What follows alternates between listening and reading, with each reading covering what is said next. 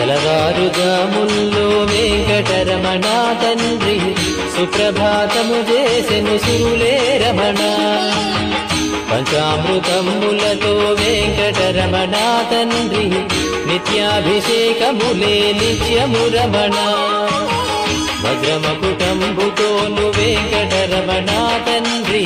శంకు చక్రధారుడవే తిరుమల రమణ మూడు నామాలతోను వెంకటరమణ తండ్రి ముల్లోకములు ఏడడి మూర్తి విరమణ